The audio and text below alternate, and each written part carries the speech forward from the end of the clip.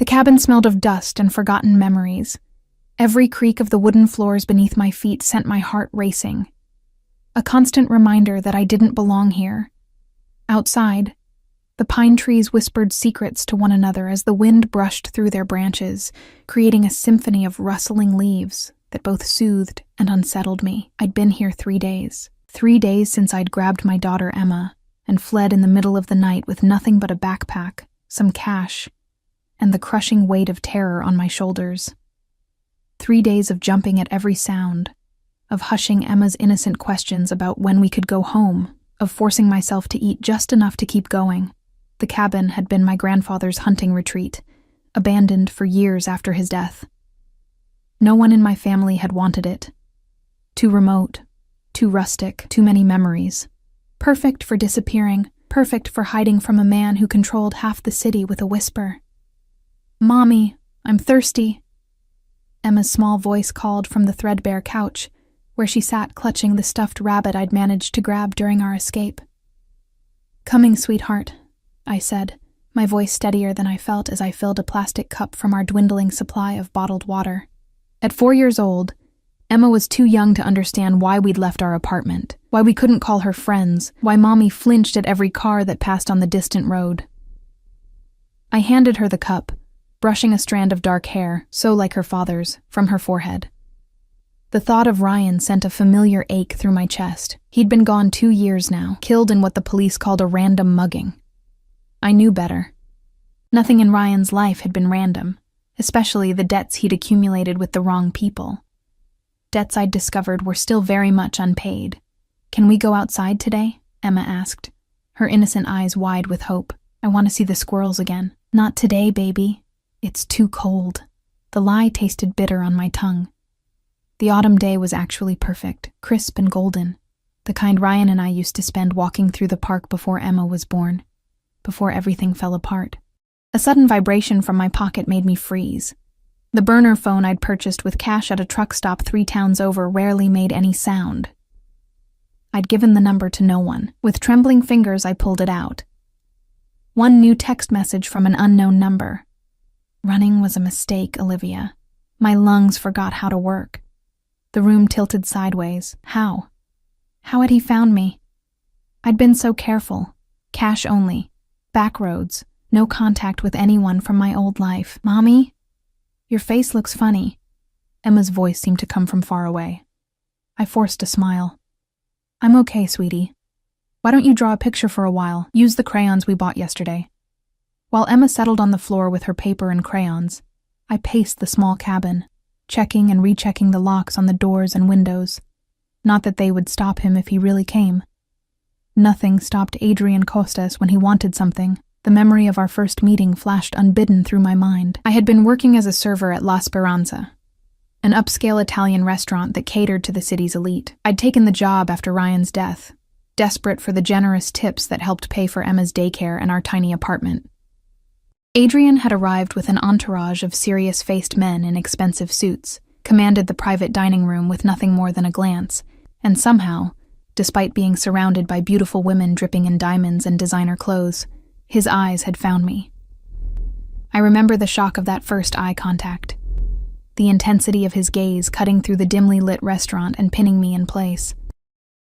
He was beautiful in the way dangerous things often are, sharp edges and perfect symmetry, dark eyes that missed nothing, a mouth that rarely smiled but when it did, transformed his entire face. "The 1982 Bordeaux," he'd said when I approached his table, his voice a low rumble that seemed designed to be heard above all others. "And whatever the chef recommends for the table," I'd nodded, trying not to stare at the perfect cut of his black suit, the heavy gold watch on his wrist, the way everyone at the table deferred to him without him having to say a word. I'd known immediately who he was. Everyone in the city knew Adrian Costas, even if the papers never printed what he really did for a living. What I didn't know then was that Ryan had stolen from him before his death. What I couldn't have guessed was that Adrian Costas believed that debts didn't die with people, they passed to their families, or that he would decide I was the payment he wanted. A loud crack from outside snapped me back to the present. Emma's head jerked up from her drawing. "What was that?" she whispered. "Probably just a branch falling," I said. but my body was already moving, gathering Emma and pulling her toward the tiny bedroom at the back of the cabin. "Let's play a game, okay? Hide and seek. You need to be very quiet and hide under the bed until I come get you." "But I'm drawing—" "Emma," I said, my voice sharper than I intended. "Please. It's important." Something in my expression must have communicated the urgency, because she nodded solemnly and crawled under the bed without further protest. I pulled the worn quilt down to better conceal her and pressed a finger to my lips. "Not a sound until I come back, no matter what. Promise me." "I promise, Mommy," she whispered, her eyes wide with fear she didn't understand, but had somehow absorbed from me. I closed the bedroom door and moved back through the cabin, grabbing the kitchen knife I'd kept within reach since our arrival. The weight of it in my hand did little to calm my racing heart. I peered through the grimy window beside the front door, searching for the source of the noise. Nothing moved in the clearing surrounding the cabin. Just wind-stirred leaves and lengthening shadows as the afternoon sun began its descent. Maybe it really had been a falling branch. Maybe. The knock on the door was so unexpected, so ordinary in its rhythm, 3 precise taps, that for a wild moment I wondered if I'd imagined it. Then it came again, more insistent. "I know you're in there, Olivia." His voice, smooth as aged whiskey and twice as intoxicating, cut through the wooden door as if it weren't there at all. "Open the door before I'm forced to damage this charming property." My fingers tightened around the knife handle. Run? There was no back door, only windows, and where would I go? If he'd found me here, he'd find me anywhere. And Emma. 5 seconds, Olivia. Something in his tone, the absolute certainty that I would comply, sparked a flare of defiance through my terror. I stepped forward and yanked open the door, knife held in front of me like a shield. Adrian Costas stood on the porch, one hand raised as if he'd been about to knock again. He looked exactly as I remembered from our brief encounters at the restaurant, immaculately dressed in a charcoal suit despite the remote location. Dark hair swept back from his forehead, jawline sharp enough to cut glass. Behind him, a black SUV with tinted windows idled in the clearing, a hulking figure standing beside it. His eyes, those penetrating dark eyes that seemed to strip away every defense, flicked from my face to the knife and back again, his mouth curved in the ghost of a smile. "Planning to cook dinner?" he asked, his accented voice deceptively light. "Planning to protect my daughter," I countered, hating the tremor in my voice but refusing to back down. "How did you find us?" Adrian didn't answer. Instead, he looked past me, taking in the cabin's sparse interior with a sweep of his gaze. "May I come in?" "No." His eyebrow arched at my refusal, as if no one had ever denied him entry before. Perhaps no one had. "It wasn't a request, Olivia." He stepped forward, and despite myself, I retreated.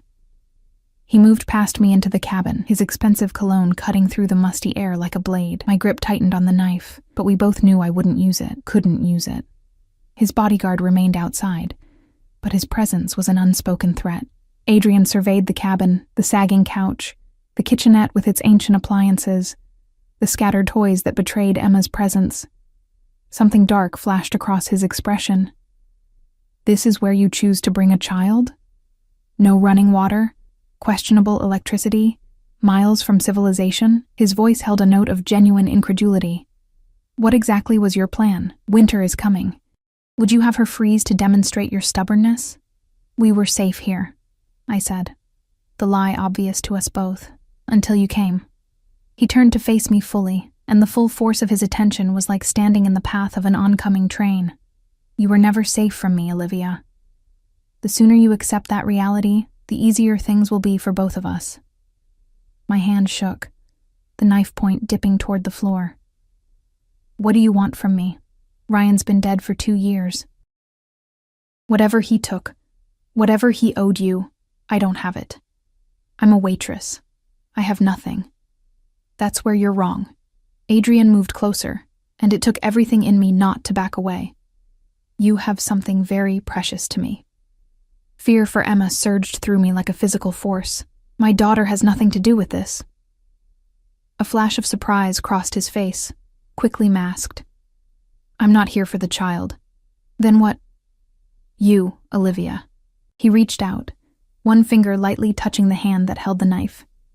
Even that small contact sent electricity up my arm. Your husband didn't just steal money from me. He stole time. Time I could have had with you. I stared at him, uncomprehending. What are you talking about?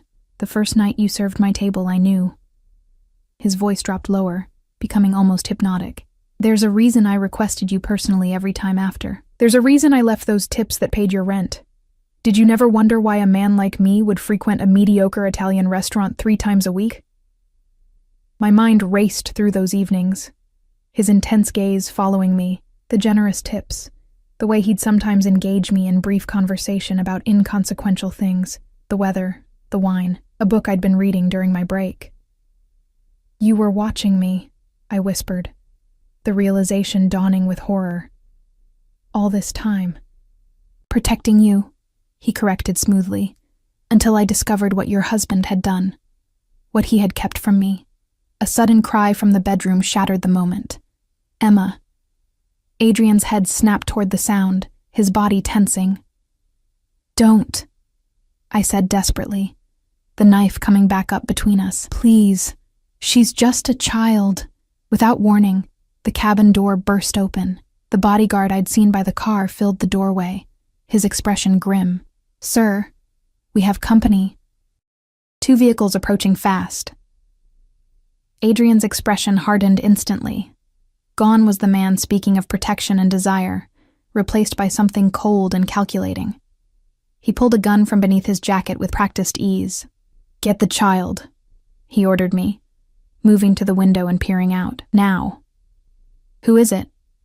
I asked, not moving. People who want what Ryan took. People who will use you and your daughter to get it. His eyes met mine, and for the first time, I saw something that might have been fear. Not for himself, but for us.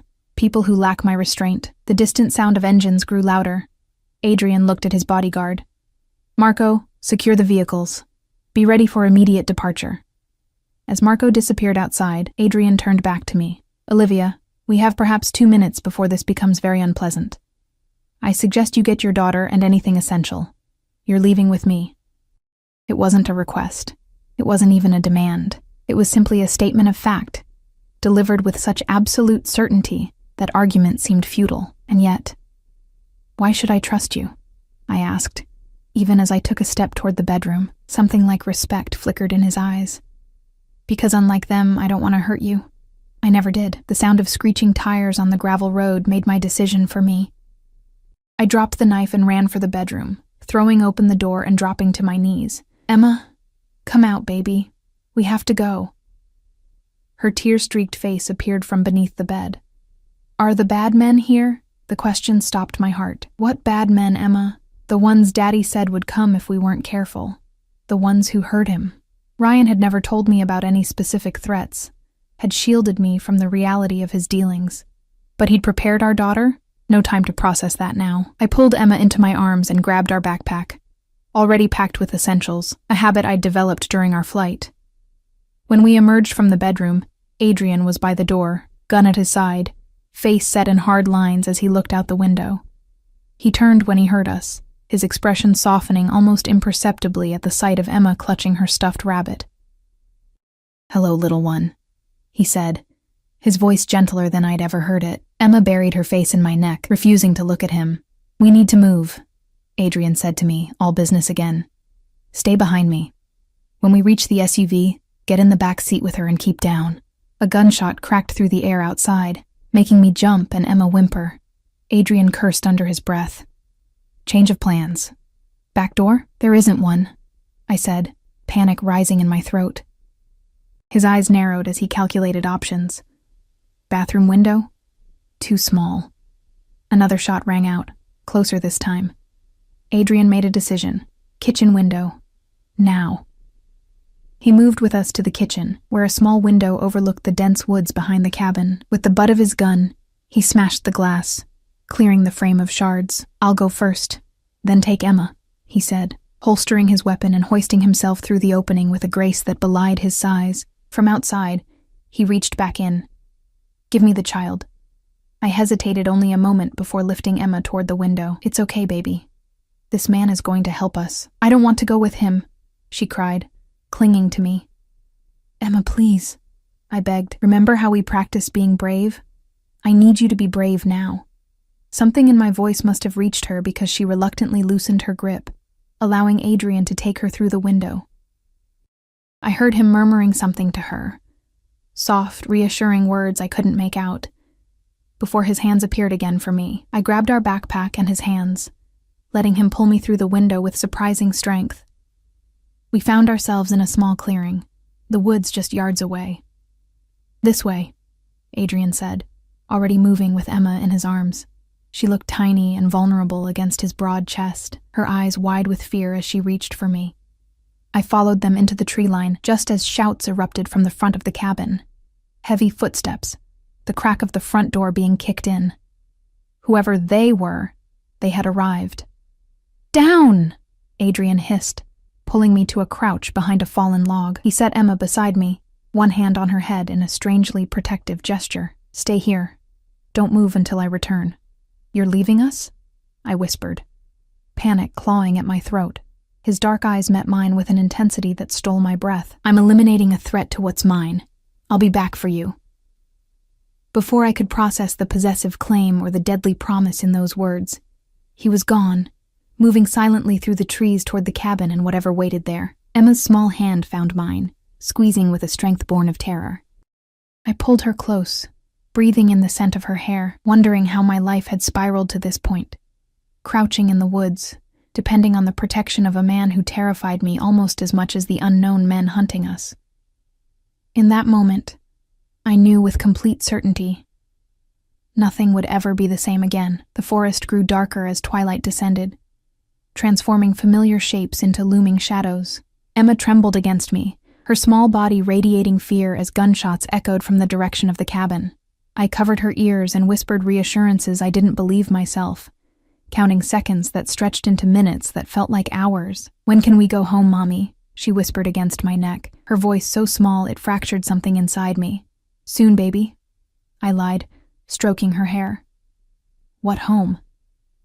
Our apartment wasn't safe. The cabin was compromised. I had nowhere to take her, no way to protect her on my own. The sudden silence was almost worse than the gunfire. I strained to hear anything, voices, footsteps, the rumble of car engines, but the forest had gone eerily quiet, as if holding its breath.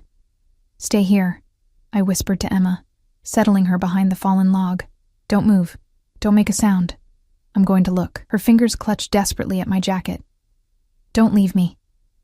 I'll be right back. Count to 100, okay?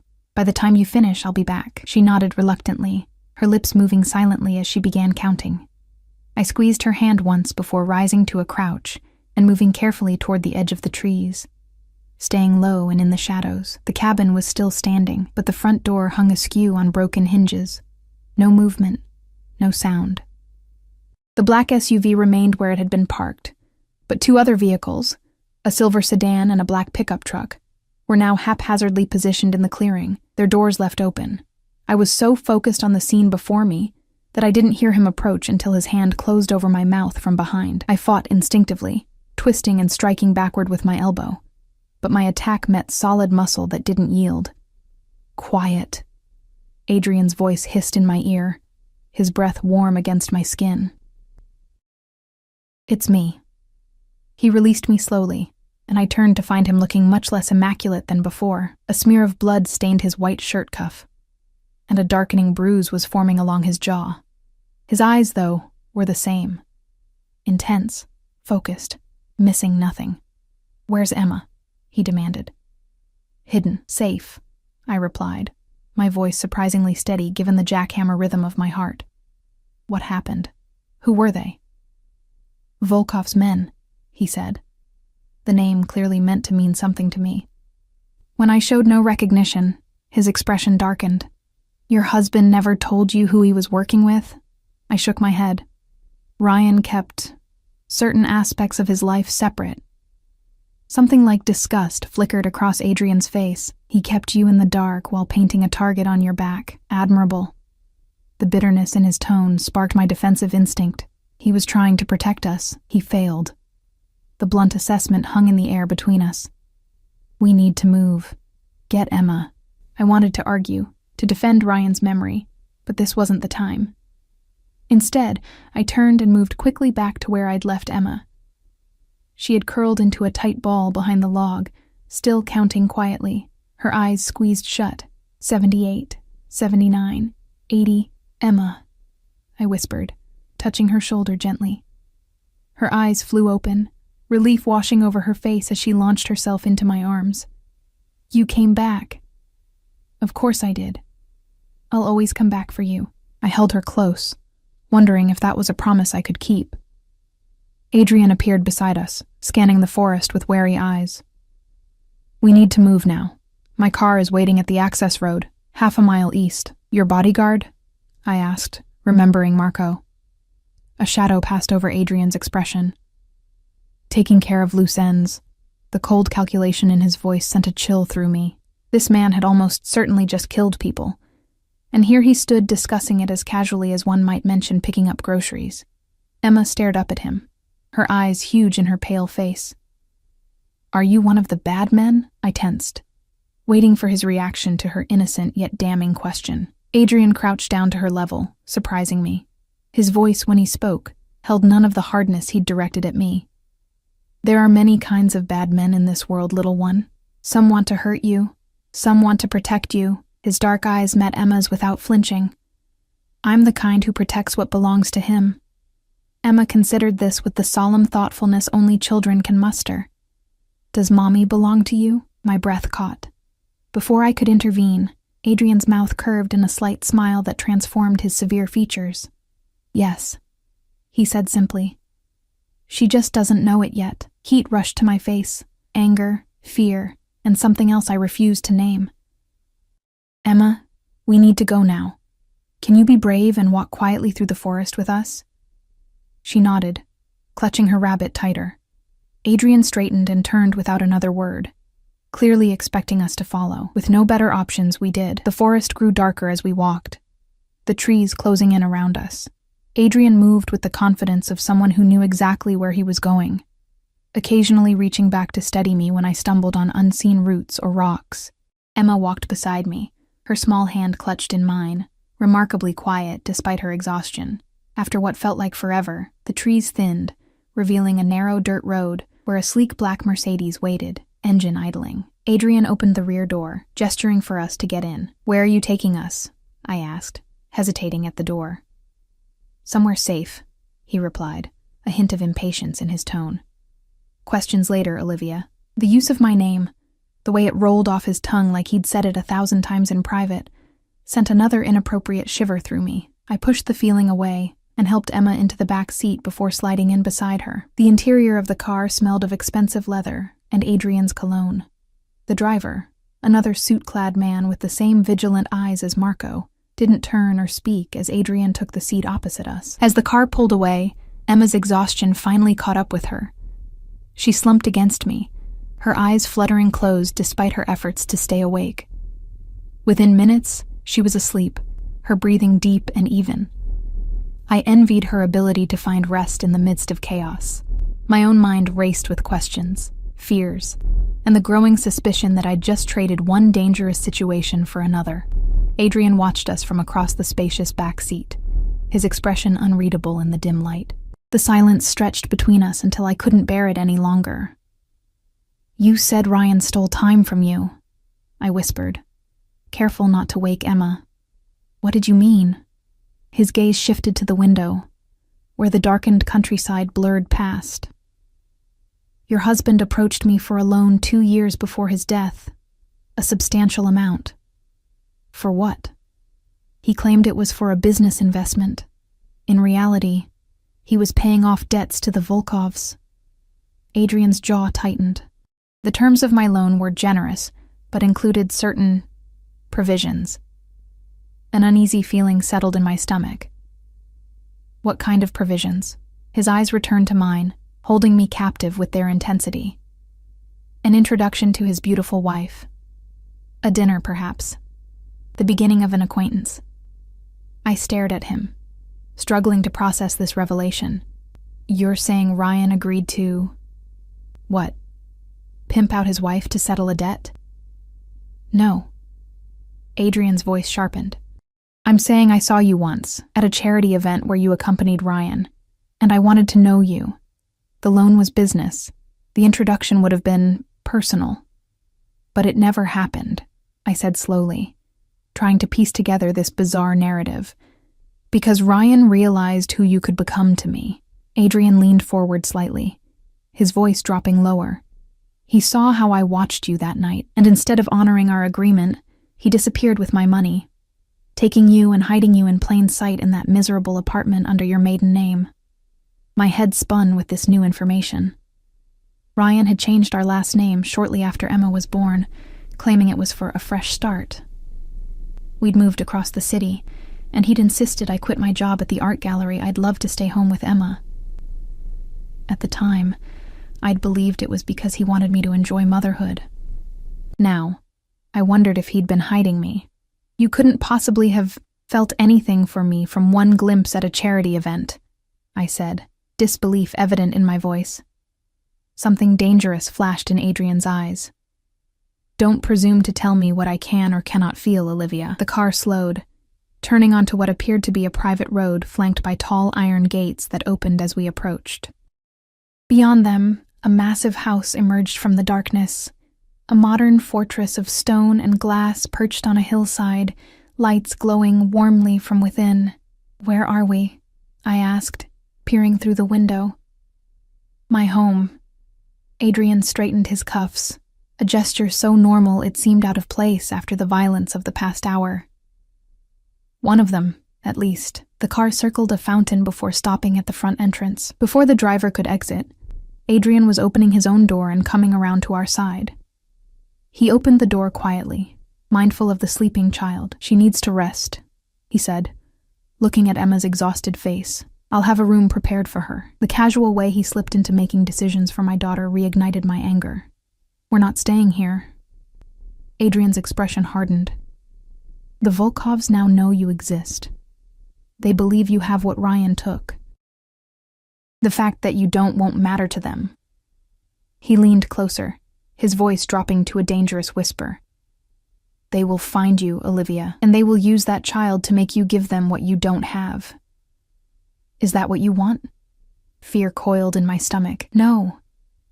Then for once in your life, accept help when it's offered. He straightened, nodding to the driver who had appeared silently beside the car. Dmitri will carry her inside. I tightened my hold on Emma. I can carry my own daughter. Something like approval flickered across Adrian's face. As you wish. I slid out of the car with Emma in my arms, her weight a familiar comfort, as I followed Adrian up the stone steps to the front door. It opened before we reached it, revealing an elegant woman in her 60s, with steel-gray hair pulled into a perfect chignon. Mrs. Petrov, Adrian addressed her with unusual deference. Prepare the blue suite for our guests. The child will need a bed. Of course, Mr. Costas. Her accent was similar to Adrian's, Eastern European, but softened by years in America. Her sharp eyes took in my disheveled appearance and the sleeping child in my arms, but her expression remained neutral. This way, please. She led us through a marble foyer, larger than my entire apartment, and up a sweeping staircase. The house was a study in restrained luxury. No gaudy displays of wealth, just impeccable craftsmanship and materials that whispered, rather than shouted their value. The blue suite turned out to be a spacious bedroom with an adjoining sitting room and bathroom, all decorated in various shades of blue and cream. A king-sized bed dominated the bedroom, while a smaller room connected to it held a twin bed that looked perfect for Emma. I'll bring up some nightclothes, Mrs. Petrov said, her eyes softening slightly as she looked at Emma. And perhaps something for the little one to eat when she wakes? Thank you, I said, grateful for this small kindness in the midst of madness. As Mrs. Petrov left, Adrian remained in the doorway, watching as I gently laid Emma on the bed and removed her shoes. Why are you doing this? I asked without looking at him, carefully tucking a blanket around my daughter's sleeping form. I told you. I protect what's mine. I turned to face him, keeping my voice low but intense. I am not yours. I never agreed to be the payment for Ryan's debt. Adrian's expression remained impassive, but something dark and possessive flickered in his eyes. The dead is irrelevant now. It died with him. Then what do you want from me? He moved into the room then, closing the distance between us with slow, deliberate steps. I held my ground, refusing to back away even as every instinct screamed for me to run. What I've wanted since I first saw you, he said, his voice a low rumble that seemed to vibrate through my chest. The chance to know you, the opportunity to make you see that your life before now, the struggling, the running, the fear, was unnecessarily difficult. And in return? His mouth curved in that barely there smile that transformed his face. You're already assuming there's a price. Perhaps that's Ryan's legacy, teaching you that everything comes with conditions. He reached out, one finger lightly tracing the line of my jaw. Rest tonight. Tomorrow we'll talk properly. The gentle touch sent electricity racing across my skin. I stepped back, wrapping my arms around myself. You're not what I expected. Curiosity replaced the intensity in his gaze. And what did you expect? Someone crueler, less controlled. I searched for words to describe the monster I'd constructed in my mind. The kind of man who would kill without hesitation. I am that man, Olivia. The simple admission hung in the air between us. Never doubt it. But not with you. Never with you. Before I could respond, Mrs. Petrov returned with a stack of folded clothing and a covered tray. Adrian nodded to her and stepped back. I'll leave you to rest, he said. There are guards posted throughout the property. You and Emma are safe here. He paused at the door, his dark eyes finding mine one last time. Don't try to leave. It would disappoint me. The soft click of the door as it closed behind him was somehow more ominous than a slam would have been. Mrs. Petrov busied herself laying out the clothes, silk pajamas that looked my size, a small nightgown for Emma, and basic toiletries. The bathroom is fully stocked, she said, gesturing to the adjoining door. There's food under the cover when you're hungry, and a phone by the bed. Dial 0 if you need anything. Her kindly efficiency reminded me of my own grandmother, making the surreal situation feel even more disorienting. Mrs. Petrov, I said as she turned to leave. What kind of man is he, really? She paused, considering her answer carefully. Mr. Costas is a complicated man, dangerous to his enemies, loyal to those under his protection. Her eyes, sharp despite her age, met mine directly. If he has decided you are his to protect, then you are fortunate. If he has decided you are his to possess... She left the sentence unfinished, a small shrug completing the thought more eloquently than words could have. After she left, I checked the door. Not locked, but what difference did it make? Where would I go? How far would I get with Emma before Adrian's men, or worse, these Volkovs, found us? I moved to the large window overlooking the manicured grounds. Security lights illuminated the perimeter, and I could make out the shapes of men patrolling. Guards, Adrian had called them. Or jailers, depending on your perspective. Emma stirred in her sleep, murmuring something unintelligible before settling again. I watched her for a moment, struck by how peaceful she looked, unaware of the danger surrounding us, trusting that I would keep her safe. But could I? Was Adrian right? Was staying here, under his protection, the best chance we had? I sank onto the edge of the bed, the weight of the day crashing down on me all at once. The cabin, Adrian's arrival, the attack, the revelations about Ryan, it was too much to process. One thing was clear. The life I thought I'd had with Ryan had been built on lies. He'd been involved in something dangerous enough to get him killed, something that now threatened Emma and me. He'd hidden me from Adrian for reasons I still didn't fully understand. And Adrian Costas, the man I'd been taught to fear, the criminal, the monster, had saved us. For now. The question that haunted me as exhaustion pulled me toward unwilling sleep was simple. At what price? Morning arrived with disorienting brightness. For a moment I couldn't remember where I was. The softness of the bed, the quality of light filtering through unfamiliar curtains, the silence unmarred by city noise all felt wrong.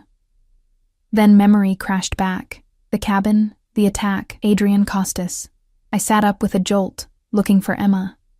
Her side of the bed was empty, the covers thrown back. Panic surged through me as I scrambled out of bed, calling her name. "Emma! Emma!" The door to the small adjoining room stood open. I rushed through it to find a perfectly appointed child's bedroom, but no Emma. My heart hammering, I was about to run into the hallway when the main door opened. Mrs. Petrov entered carrying a breakfast tray, her expression mildly surprised at finding me wild-eyed and frantic. "Your daughter is having breakfast with Mr. Kostas on the terrace," she said calmly, setting down the tray. She woke early and was quite insistent about exploring. "Mr. Kostas thought it best to let you sleep." Relief made my knees weak, quickly followed by indignation. He had no right to take her without asking me. Mrs. Petrov's expression remained neutral, but something like sympathy flickered in her eyes. "Perhaps you should tell him that yourself. The terrace is at the end of the hall, through the double doors." I glanced down at my borrowed silk pajamas, midnight blue, perfectly fitting, and far too revealing for a confrontation. "I need to change first. There are clothes in the closet that should fit you. Mr. Kostas had them brought in this morning." She gestured toward a door I hadn't noticed the night before. The casualness with which Adrian made these arrangements, my clothes, my breakfast, my daughter, sent a fresh wave of anger through me. I thanked Mrs. Petrov stiffly and waited for her to leave before investigating the closet. Inside hung a selection of clothing that was both beautiful and practical: jeans in my size, cashmere sweaters, blouses in silk and cotton. Nothing ostentatious or overtly sexy, but all of it expensive and tasteful. I chose the most modest option: jeans and a cream-colored sweater that felt like wearing a cloud. After a quick visit to the bathroom, where I found every possible toiletry I might need already laid out, I headed down the hallway in search of the terrace. The morning light revealed details of Adrian's home I'd missed in the darkness: the original artwork on the walls, the antiques mixed with modern furnishings, the overall sense of masculine elegance without ostentation. This was not the gaudy display of new money I might have expected from a man in Adrian's position. It spoke of old wealth, cultivated taste, and a confidence that didn't need to announce itself. I pushed open the double doors at the end of the hall and stepped onto a stone terrace overlooking a manicured garden that gave way to forest beyond. The view was spectacular, the morning sun casting long shadows across the rolling landscape. And there, at a table set with china and silver, sat Adrian Kostas with my daughter on his lap. Emma was giggling as he helped her spear a piece of fruit with her fork, his dark head bent close to her blonde one in a tableau of domestic intimacy that stopped me in my tracks. The sight was so incongruous, this dangerous man being gentle with my child, that I couldn't immediately reconcile it with the Adrian I'd glimpsed last night. Emma spotted me first. "Mommy!" she called, wriggling off Adrian's lap and running to me. "Mr. Adrian has strawberries and chocolate milk." I crouched to hug her, scanning her face for any sign of distress, but found only the excited flush of a child being indulged with treats. "Did you sleep well, baby?" She nodded enthusiastically. "I have my own room with stars on the ceiling, and Mrs. Petrov found me a new dress." She twirled to show off a simple blue dress I'd never seen before.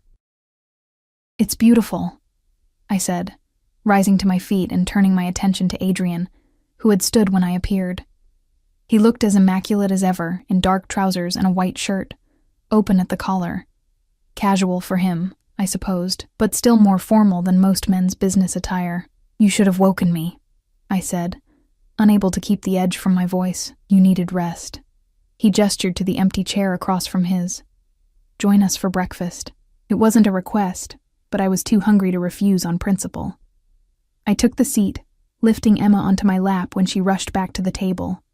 A server appeared as if conjured, pouring coffee into a delicate cup before silently withdrawing. Adrian watched me over the rim of his own cup, those dark eyes missing nothing. "Your daughter is quite intelligent," he said, his accent more pronounced in the morning light. "She's been teaching me about her rabbit's adventures." Emma nodded solemnly. "Mr. Flopsy has been to the moon," she informed me with absolute conviction. I smoothed her hair, still tangled from sleep. "I'm sure Mr. Kostas has more important things to do than hear about Mr. Flopsy," I said carefully. "On the contrary," Adrian replied, setting down his cup. "I found her stories fascinating, particularly the parts about her father." My hand stilled in Emma's hair. What did she tell you? Instead of answering directly, Adrian turned to Emma with a gentle smile that transformed his severe features. Perhaps you'd like to see the horses, little one? Mrs. Petrov can take you. Emma's eyes widened. You have horses? 3. And I believe one of them would be very happy to meet you. Can I, Mommy? Emma turned to me, her excitement palpable. I hesitated, torn between keeping her close and allowing her this small joy after days of fear and confinement. I'll be able to see her from here the entire time, Adrian said quietly, accurately reading my concerns. The stables are just beyond that garden wall. She'll be perfectly safe. After a moment's more hesitation, I nodded. Okay, but listen to Mrs. Petrov, and don't go near the horses without her. Emma was already scrambling off my lap. Adrian pressed a small button on the table, and within moments, Mrs. Petrov appeared as if she'd been waiting nearby. After brief instructions from Adrian, she took Emma's hand and led her down the stone steps into the garden, Emma chattering excitedly the entire way. As soon as they were out of earshot, I turned to Adrian. What did she tell you about Ryan? He refilled my coffee cup before answering, a strangely domestic gesture from such a dangerous man. She said her father taught her a game called hiding, and that sometimes bad men might come. And if they did, she should hide and not make a sound until you or her father came for her. His eyes met mine across the table. A rather specific thing to teach a 4-year-old, wouldn't you say? A chill ran through me despite the morning warmth. I didn't know he'd told her that. Your husband kept many secrets, it seems. Adrian's tone was neutral, but something darker lurked beneath the surface. Did you never wonder where the money came from? The apartment, the clothes, the toys for Emma? I stared down at my coffee, shame and anger mixing into a toxic brew. Of course I wondered, but whenever I asked, he'd get defensive or change the subject. After a while, I just stopped asking. Easier that way, Adrian observed, no judgment in his tone, until it wasn't. My head snapped up. You don't get to criticize my marriage. You didn't know Ryan. You didn't know us. I knew enough. Adrian leaned forward slightly, his intensity sharpening. I knew he was working for the Volkovs while pretending to be a legitimate businessman. I knew he stole from them, then came to me for protection in the form of a loan. And I knew, from the moment he saw how I looked at you, that he would never honor our arrangement. This introduction you wanted, what exactly did it entail? I challenged, unable to stop myself. Were you planning to what? Court me? Seduce me? While I was married to another man? Something dangerous flashed in Adrian's eyes. There and gone so quickly I might have imagined it. I wanted the opportunity to know you. To allow you to know me. What happened after that would have been your choice. My choice, I repeated skeptically. Does anyone really have choices around you, Adrian? Or do they just have the illusion of choice while you manipulate circumstances to get what you want? A small smile curved his mouth. You're not afraid to speak your mind. I like that. The casual compliment threw me off balance. I took a sip of coffee to hide my confusion, using the moment to gather my thoughts. What did Ryan take from the Volkovs? I asked finally. Why are they after us now, years later? Adrian's expression grew more serious. Information. The kind that could destroy their organization and send several high-ranking members to prison. What kind of information? Names, dates, bank accounts, evidence of certain activities that cross lines even in our world. Adrian selected a piece of fruit from the platter before him, the mundane action at odds with the gravity of his words. Your husband was Volkov's bookkeeper. He had access to everything. I shook my head in disbelief. Ryan was an investment advisor. He worked for Meridian Financial. A convenient front. Meridian is owned by a shell company controlled by the Volkovs. It allows them to launder money through legitimate investments. Adrian studied my face. You truly didn't know. It wasn't a question, but I answered anyway. No, I didn't know. The magnitude of my ignorance crashed over me like a wave. So Ryan stole this information and then what? Blackmailed them?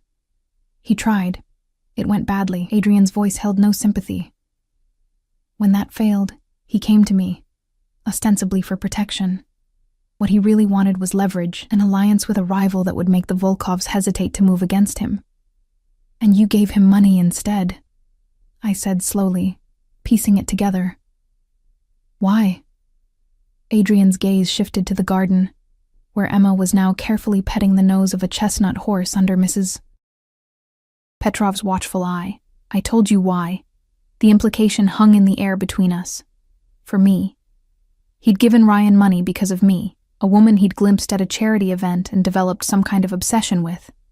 That's insane, I said finally. You couldn't possibly have felt anything real from one brief sighting. His eyes returned to mine, dark and fathomless. When I was 12 years old, my father took me to the Hermitage Museum in St. Petersburg. In one of the galleries hung a painting. Nothing famous, just a small landscape by a minor artist. But something about the quality of light, the way the artist had captured a fleeting moment of perfect beauty. He paused, his gaze intense. I stood before that painting for an hour, while my father concluded his business elsewhere in the museum. 25 years later, I still remember every detail. Some things imprint themselves on you instantly, Olivia. You were such a thing. The unexpected poetry of his words robbed me of response. This was not the crude criminal I'd expected, not the thuggish caricature that Ryan's few references had painted. Before I could formulate a reply, a man appeared at the terrace doors. Not a server, but someone with the same watchful alertness as Marco and the driver from last night. Sir, he said deferentially, there's a situation requiring your attention. Adrian's expression hardened instantly, the momentary vulnerability vanishing behind a mask of cool authority. Excuse me, he said to me, standing. Please, finish your breakfast. I'll have Mrs. Petrov bring Emma back shortly. Without waiting for my response, he followed the man inside, leaving me alone with my swirling thoughts and the spectacular view that now felt like a beautiful prison. I watched Emma in the garden below, her small face alight with joy as she fed the horse a carrot under Mrs. Petrov's guidance. She looked happier than I'd seen her in months. The realization sent a pang through my heart. Had I been so consumed by grief and worry that I'd failed to see how our precarious existence was affecting her? The server reappeared to refresh my coffee and inquire if I needed anything else. I asked for some fruit for Emma, and he withdrew with a small bow that felt oddly formal. When he'd gone, I allowed myself to really look at my surroundings. Adrian's home was set on what appeared to be hundreds of acres of private land. The terrace where I sat overlooked not just gardens but forested hillsides that stretched to the horizon. In the distance, I could make out what might have been a lake, glinting in the morning sun. Beautiful. Isolated. Secure. Perfect for keeping someone hidden away from the world. The thought sent a chill through me despite the warming day. Was that Adrian's intention? To keep us here, hidden away like treasures in a private collection? The painting analogy he'd shared suddenly felt less romantic and more possessive. I was so lost in thought that I didn't hear him return until his voice came from behind me. You look troubled. I turned to find Adrian standing in the doorway, his expression unreadable. I'm trying to understand what happens now, I said honestly. He moved to retake his seat across from me. Now you and Emma stay here, under my protection, until I've resolved the situation with the Volkovs. And how long will that take? As long as necessary. His tone made it clear that this wasn't negotiable. We can't just disappear from our lives indefinitely, Adrian. I have a job. Emma has preschool. People will notice we're missing. Something like amusement flickered in his eyes. You've already disappeared, Olivia. You fled your apartment 3 days ago. You haven't shown up for your shifts at La Speranza. No one has reported you missing, which suggests you don't have anyone close enough to notice your absence. The brutal truth of his assessment stung more than I wanted to admit. Since Ryan's death, I'd withdrawn from friends, focused solely on survival and caring for Emma. There was no one who would miss me immediately. No family nearby. No close friends who checked in regularly. What about Emma? I tried again. She needs stability, routine. She can't just stay here indefinitely. Why not? Adrian gestured to the expansive grounds. There's space to play, animals, fresh air. Mrs. Petrov was a teacher before she came to work for me. She could continue Emma's education. She would want for nothing here. The casual way he rearranged our lives, making decisions that should be mine, ignited my anger again. And what about what I want? Or does that not factor into your plans? What do you want, Olivia? His question seemed genuinely interested. To return to your cramped apartment? Your exhausting job with its meager tips, looking over your shoulder, wondering when someone will recognize you or Emma? I want freedom, I shot back. The right to make my own choices. Freedom is an illusion for most people. They're constrained by poverty, by obligations, by the very systems they believe protect them. Adrian's voice held no judgment, only a matter-of-fact certainty. What I offer is security, protection for both you and Emma. At what price? I asked, the question that had haunted me last night finally spoken aloud. His dark eyes held mine. Is it so difficult to believe I might want to give you these things without demanding payment? Yes, I said simply. No one gives something for nothing. A sad smile curved his mouth. Ryan taught you that lesson well. The mention of my husband sparked fresh anger. Don't talk about him like you knew him. I knew him better than you did, it seems. Adrian's blunt response hit like a physical blow.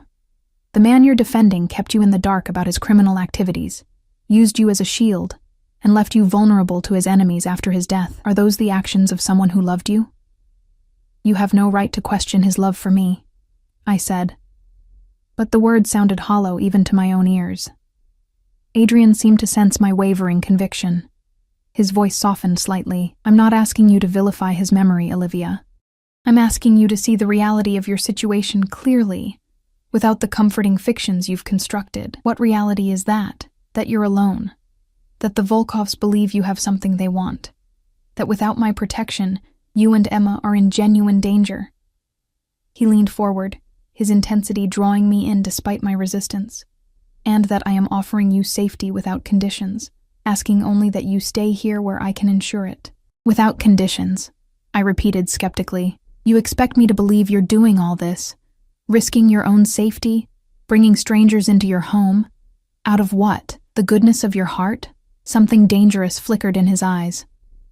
I didn't say my motives were altruistic. I want you here, Olivia. I've wanted you here since the moment I first saw you. The difference between me and the Volkovs, between me and Ryan, is that I won't take what isn't freely given. The raw honesty in his voice silenced my retort. Before I could formulate a response, the sound of Emma's laughter floated up from the garden. We both turned to see her racing across the lawn, with Mrs. Petrov following at a more sedate pace. She seems happy, Adrian observed quietly. I couldn't deny it. The carefree joy on my daughter's face was something I hadn't seen in too long. She's 4. Give her horses and strawberries and she's easily pleased. Perhaps there's wisdom in that simplicity, he said, rising as Emma burst onto the terrace, her cheeks flushed with excitement. Mommy, the horse's name is Duchess, and she let me pet her nose and it was so soft, and Mrs. Petrov says maybe tomorrow I can sit on her if you say it's okay. The words tumbled out in a breathless rush as she launched herself at me. I caught her, inhaling the clean scent of her hair, mixed with the earthy smell of horses. That sounds wonderful, baby. Did you say thank you to Mrs. Petrov? Emma nodded earnestly before turning to Adrian. Thank you for the horses, Mr. Adrian. Something in his expression softened as he looked at her, a genuine warmth that seemed at odds with everything I thought I knew about him. You're very welcome, little one. Perhaps later we can visit the lake as well. There are ducks that might appreciate some bread. Emma's eyes widened with delight, and she looked to me for confirmation. The hope in her face made my heart ache. How long had it been since she'd had a day without worry, without sensing my fear? We'll see, I said, not wanting to make promises I might not be able to keep. For now, let's have some more breakfast. I asked for fruit for you. As if on cue, the server reappeared with a small plate of sliced fruit arranged in the shape of a flower. Emma gasped with delight, her previous excitement about horses momentarily forgotten in the face of this new wonder. Adrian stepped back, watching our interaction with an intensity that made me uncomfortably aware of his presence. I have some business to attend to, he said finally. Mrs. Petrov will show you around the grounds if you wish. Consider this your home for now, Olivia. You'll find there are no locked doors. No locked doors, perhaps. But I had no illusions about the guards I'd glimpsed patrolling the property. This beautiful estate was still a gilded cage. As if reading my thoughts, Adrian added softly. The security is to keep others out, not to keep you in. Remember that. He turned to leave, then paused, looking back at Emma, who was carefully selecting pieces of fruit from her plate. She has your eyes, but the rest, she favors her father. Something in his tone made me look up sharply, but he was already walking away, leaving me to wonder at the strange note of... what? Bitterness? Regret? Is Mr. Adrian your friend, Mommy? Emma asked, oblivious to the tension in the air. I hesitated, searching for a simple truth in the complex reality. He's helping us right now, baby, Emma nodded, accepting this with a child's easy trust. I like him. He talks to me like a big person, not a baby. The observation, so simple yet perceptive, gave me pause. Emma was right. Adrian had spoken to her with the same seriousness he used with adults, never adopting the condescending tone many people used with children. It was a small thing, yet it complicated the image I was trying to maintain of him as simply a dangerous man with obsessive tendencies. Like everything about Adrian Costas, the reality was proving far more complex than I had anticipated. As I helped Emma with her breakfast, I couldn't shake the feeling that I was balanced on a knife's edge. On one side lay safety, security, and a life of protected luxury for my daughter. On the other, a freedom that might prove more dangerous than I could handle alone. And beneath it all, the growing certainty that Adrian Costas would not wait forever for me to choose. Days at Adrian's estate fell into an unexpected rhythm. Each morning, I woke expecting to feel like a prisoner, but instead found myself adapting to a life more peaceful than any I'd known since Ryan's death. Emma blossomed under Mrs. Petrov's gentle guidance, spending her days exploring the gardens, visiting the horses, and delighting in the simple joys of childhood without the shadow of fear that had followed us for so long. Adrian himself was often absent, his business taking him away for hours, or sometimes full days. When he was present, he maintained a careful distance, never pushing for more than conversation, never making demands. Yet I felt his eyes on me constantly, watching with an intensity that should have frightened me, but instead stirred something I wasn't ready to name. By the 5th day, the initial shock had worn off, leaving me in a strange limbo, not quite a guest, not quite a prisoner, existing in a bubble of luxury, while questions about our future remained unanswered.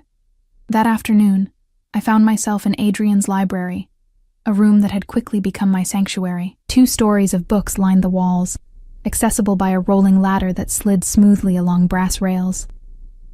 The scent of leather bindings and old paper hung in the air, mingling with the faint aroma of the coffee I'd brought with me. Emma was napping under Mrs. Petrov's watchful eye, giving me a rare moment of solitude. I trailed my fingers along the spines of first editions and rare volumes, marveling at the collection. My art history degree, unused since Emma's birth, had left me with an appreciation for beautiful things, and Adrian's library was filled with them. Find anything interesting? Adrian's voice came from the doorway, startling me. I turned to find him watching me, dressed more casually than usual in dark jeans and a charcoal sweater that softened his usual severity. The effect was disconcertingly appealing. You have a first edition Hemingway, I said, gesturing to the shelf before me. And what appears to be an original copy of Blake's Songs of Innocence. Surprise flickered across his face. You know Blake? I shrugged, suddenly self-conscious. I studied art history before. Before Emma. Blake's illustrations were part of the curriculum. What would you have done with that degree? He asked, moving into the room but keeping a respectful distance. If life had taken a different turn. The question caught me off guard. No one had asked about my abandoned dreams in years. I wanted to work in museum curation. I had an internship at the Hillman Gallery lined up. But then I got pregnant, and Ryan thought it would be better if I stayed home with Emma. Ryan thought, Adrian repeated, a note of disapproval in his voice. And what did you think? I looked away, uncomfortable with his perception. It made sense at the time. Childcare is expensive, and my starting salary would barely have covered it. And now? If circumstances were different, the question stirred dormant ambitions I'd buried deep after Ryan's death, when survival became my only priority. Emma starts kindergarten next year. I'd thought maybe then I could look for something in my field again. Adrian nodded thoughtfully, moving to a cabinet nestled between bookshelves. He opened it to reveal a collection of art books, pulling out a large volume and bringing it to where I stood. "Perhaps this might interest you," he said, handing me the heavy book. I took it, reading the title with surprise. Private Collections of Eastern Europe. Hidden Masterpieces of the 20th Century. It was a museum-quality publication, the kind that cost hundreds of dollars, and was typically found only in university libraries. "Thank you," I said, genuinely touched by the thoughtful gesture. "I look forward to reading it." Something like pleasure crossed his face. A brief softening around the eyes, gone so quickly I might have imagined it. "I have a small collection myself. Nothing as significant as what you'll find in those pages. But perhaps tomorrow I could show you." "You collect art?"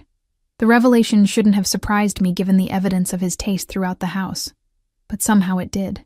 "I collect beauty in various forms," he said, his gaze holding mine for a beat too long. "Things that speak to me on a level beyond mere appreciation." The double meaning wasn't lost on me. Heat crept up my neck as I looked away, pretending to examine the book's cover. "Olivia." His voice softened, compelling me to meet his eyes again. "I've been patient.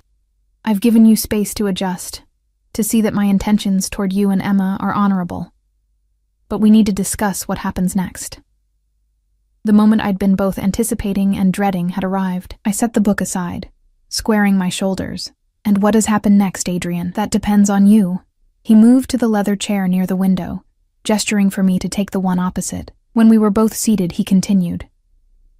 "The situation with the Volkovs is complicated. They believe you have the information Ryan stole, or at least know where it is. I've told you, I don't know anything about any information," I said, frustration coloring my voice. "Ryan never told me about his work with them." "I believe you." Adrian's steady gaze conveyed his sincerity. "But they won't. Not without proof." A chill ran through me. "What kind of proof?" "The kind that would satisfy men who deal in absolute certainty." His jaw tightened. "Which is why you and Emma need to remain here, under my protection, until this is resolved permanently." "Permanently," I repeated, the word hanging between us. "What exactly does that mean?" Adrian leaned forward slightly, his intensity drawing me in despite my resistance. "It means I remove the threat entirely. The Volkovs have crossed a line by targeting you and Emma. In our world, there are rules about involving innocents, especially children. Their actions have given me justification to move against them in ways that would otherwise upset certain balances of power." The casual way he discussed what sounded like warfare between criminal organizations sent a shiver down my spine. "And if I don't want to be part of whatever moving against them entails?" "You're already part of it, Olivia." His voice held no cruelty, only a pragmatic certainty. "The moment Ryan stole from them, the moment he came to me for protection, he made you part of this world. The only choice you have now is whose protection you accept." Anger flared, hot and sudden. "That's not a choice at all. It's the only one available to you at present." Adrian's expression remained impassive, but something like regret flickered in his eyes. "I wish I could offer you alternatives that wouldn't endanger you or Emma. I can't." The truth in his words doused my anger as quickly as it had ignited. "So we stay here, hidden away, while you..." "What? Go to war with the Volkovs? How long will that take? Weeks? Months? Years?" "Not years," he said with certainty. "But I won't lie to you. It won't be resolved overnight. These things require careful planning, strategic moves." I stood abruptly, needing to move, to breathe. "And in the meantime, Emma and I just exist in this beautiful prison, waiting. What kind of life is that for her? For me?" Adrian rose as well, but didn't approach. "This isn't a prison, Olivia. You could make a life here. A good one. Emma already seems happy. You could pursue your interest in art, perhaps even work with my collection. When the situation is resolved, you could have the freedom to come and go as you please." "As I please? Or as you permit?" I challenged, unable to keep the bitterness from my voice. Something dangerous flashed in his eyes. "Do you truly believe I brought you here to keep you captive? That I want you only as a possession to be displayed and controlled? I don't know what you want." I admitted, the fight draining out of me. You speak of protection, of safety, but there's more. I see it in the way you look at me. I hear it in your voice when you talk about Ryan. Adrian was silent for a long moment, his expression unreadable. When he finally spoke, his voice was lower, more intimate. What I want is simple, if not easy. I want you to choose me, Olivia.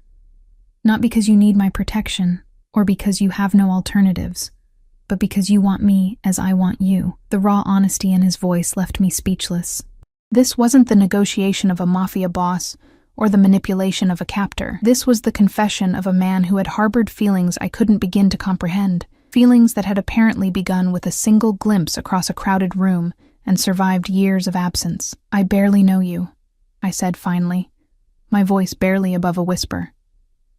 Then know me? He took a step toward me, still maintaining enough distance that I didn't feel crowded. Ask me anything. I will answer with complete honesty. The offer hung in the air between us. Part of me wanted to retreat, to maintain the emotional distance I'd cultivated since our arrival. But another part, a part I'd thought died with Ryan, was undeniably curious about the complex man before me. Why me? I asked, the question that had plagued me since that night at the cabin. Of all the women in the world, why fixate on a glimpse of someone at a charity event?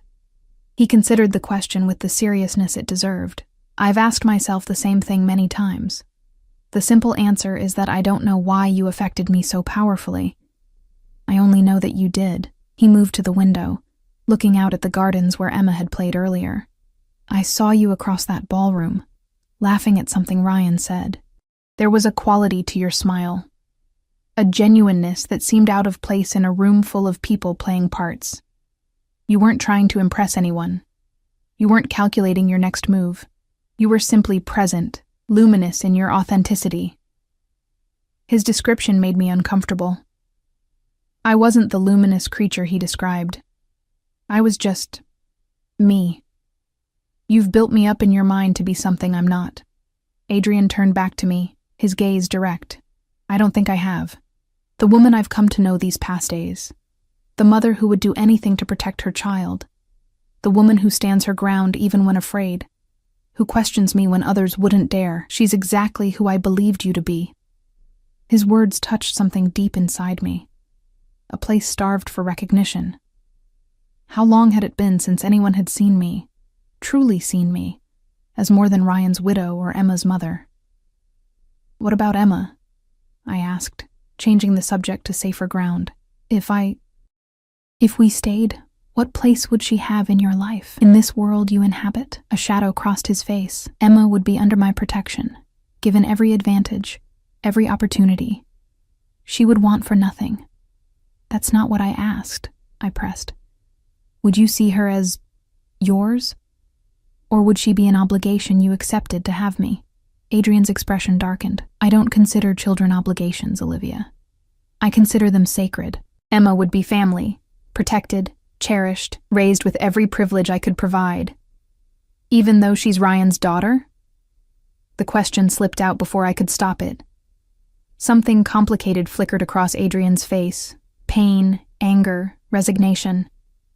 She is your daughter. That's what matters to me.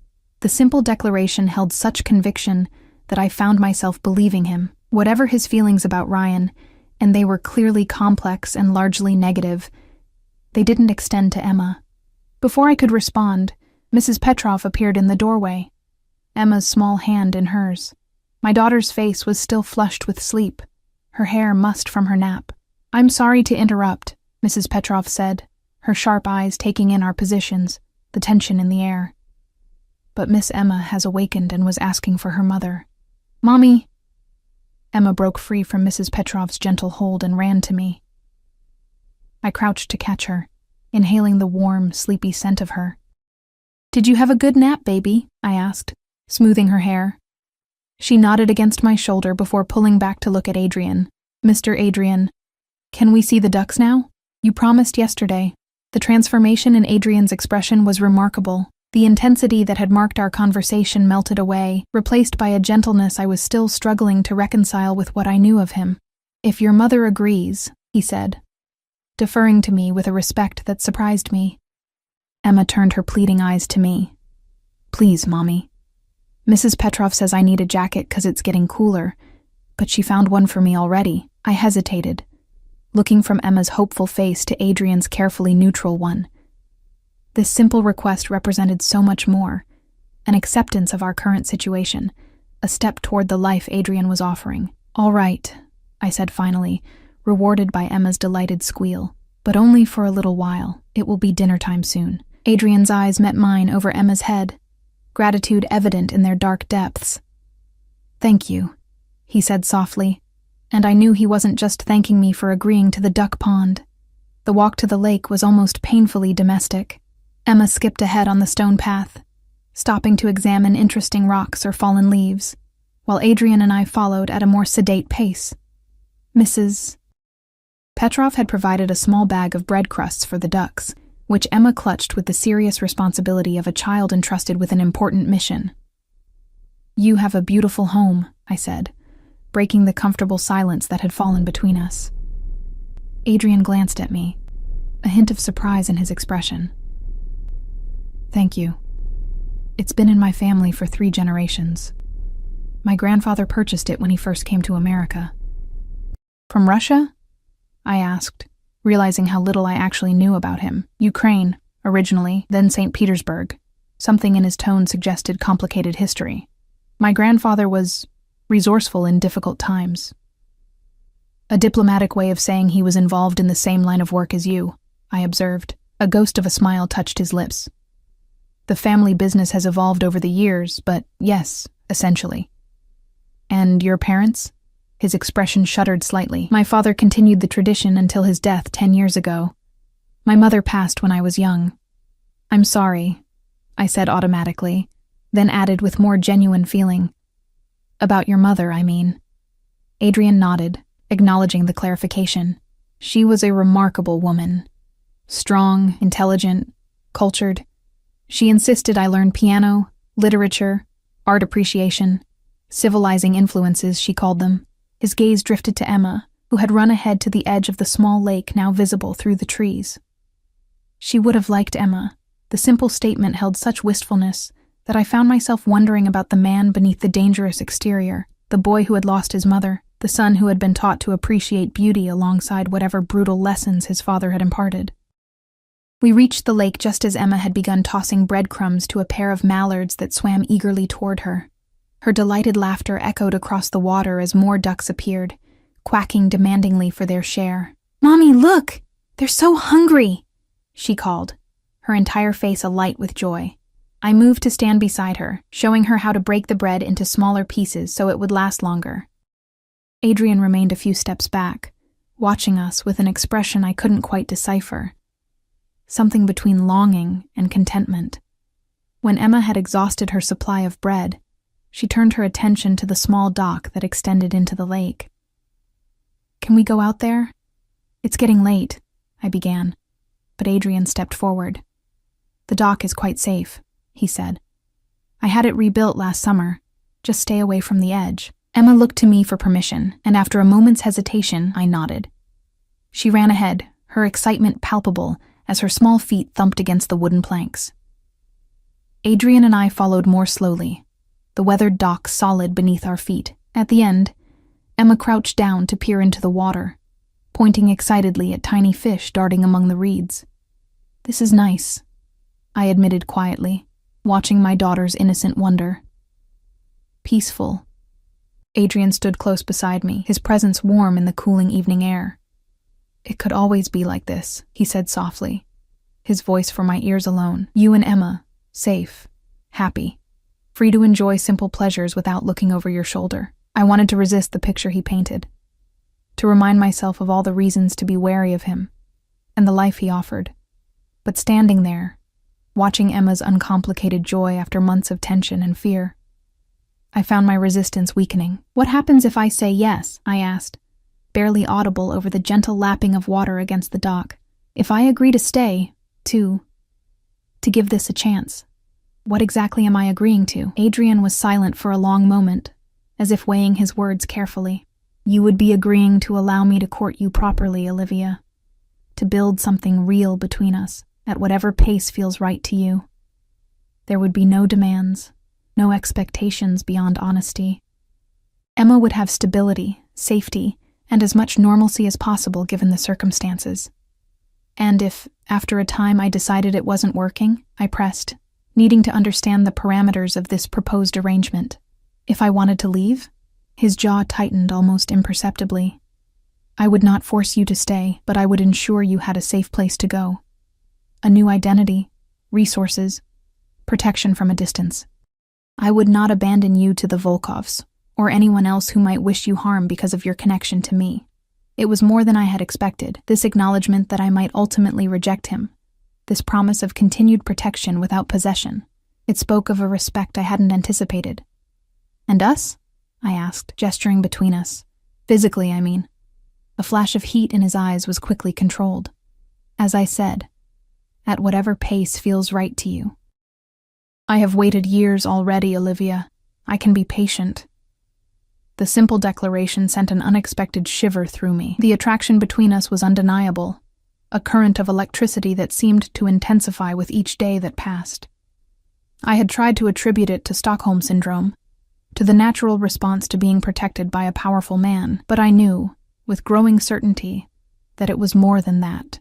I need time, I said finally, honesty compelling me to add, not to decide if we'll stay. I know we don't have better options right now, but to understand what it means, what you mean to me.